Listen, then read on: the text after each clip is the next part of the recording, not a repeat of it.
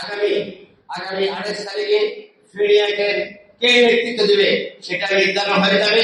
ইতিমধ্যে আমি গতকাল আমার মতামত ক্যান্সেল করছি। আমাদের বিএনপি ভারপ্রাপ্ত চেয়ারম্যান তারেক রহমান 28 তারিখ ফিরিয়াকে যারা আমরা নেতৃত্ব দিই তাদের নিয়ে আলাদা বসি সেখানে তুলে ডিসাইড করবে যে আগামী দিনে ফেরিয়াকের কর্ণধারকে সেখানে তারেক রহমান। আমরা দেখে সোশ্যাল মিডিয়ায় এটা নিজেকে অ্যাক্টিভ করার চেষ্টা করছে। আসলে এরা একমাত্র তাড়ানি করার জন্য এসেছে।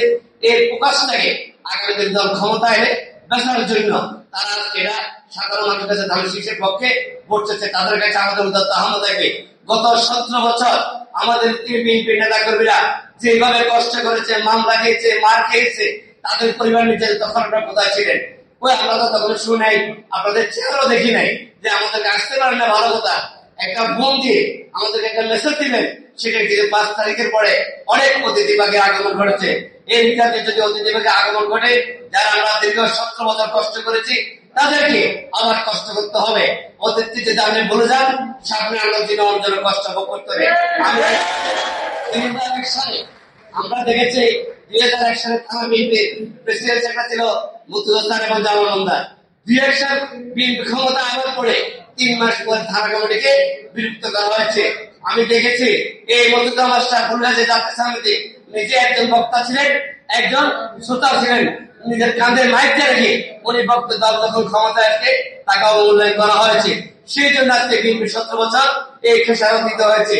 কারণ যারা দেখে মূল্যায়ন না করে আগামী দিনে বিএনপি একই পরিণত হবে। থাকতে হবে কোন অতিথিবাগীর যেন আগমন আমাদের এলাকায় না করে।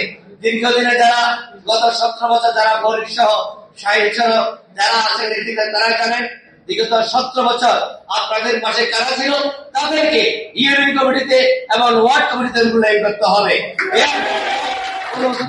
মূল্যায়ন করলে সেখানে আমরা প্রতিবাদ করবো। কারণ যে অতিথিকে আজকে আসছে কালকে দলের সময়তে সে আবার চলে যাবে।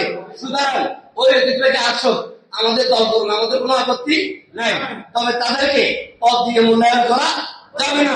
এটা আমাদের সবচেয়ে বড় কমিটমেন্ট। যদি এই কমিটমেন্ট না করেন তাহলে যারা দীর্ঘ 17 বছর আপনাদের সাথে ছিল তারা কিন্তু তারা কি হবে, মনে কষ্ট করার কথা না। এই দল থেকে তারা মুখ ফিরিয়ে নেবে। সুতরাং মনে করবে যে আমি 17 বছর কষ্ট হয়েছে, আমাকে মূল্যায়ন করা নাই, তাহলে এই দল করার আমার কোনো দরকার নাই। সুতরাং এদেরকে অবহেলা করতে হবে। কে আমার পক্ষের লোক, কে আমার বিবেক, সেটা আমার দেখার বিষয় নয়। সত্যিকার সে আমাদের দলের লোক কিনা সেটা সবচেয়ে বড় বিষয়।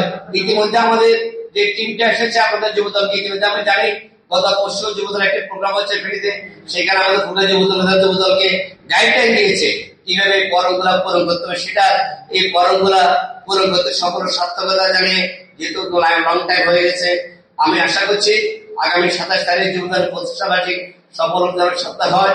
সেই আশাবাদ আহ্বান সবাইকে ধন্যবাদ জানিয়ে আমার বক্তব্য করছি। খোদা হাফেজ। বাংলাদেশ জিন্দাবাদ, বাংলাদেশ জাতীয় দল জিন্দাবাদ, বাংলাদেশ জাতীয় যুবদল জিন্দাবাদ, শহীদ জিয়াউর হোক, দেশের নেত্রী বেগম খালেদা জিন্দাবাদ, বিএনপির ভারপ্রাপ্ত চেয়ারম্যান জিন্দাবাদ, জিন্দাবাদ। আসসালামু আলাইকুম।